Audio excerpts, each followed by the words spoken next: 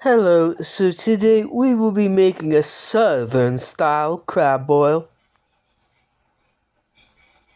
Down south in places like Louisiana, they boil a lot of crabs. The best seasoning for boiling crabs is obviously Old Bay. You can add corn or other vegetables to the boil as well. In places like Louisiana, they also boil crabs and they put sausage into the pot. The best type of vegetable to put into a crab boil is potatoes.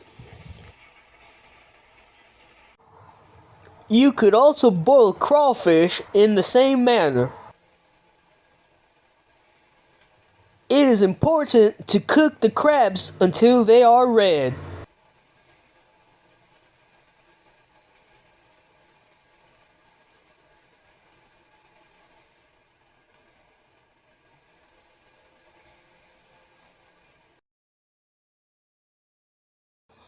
Serve with a side of butter and lemons.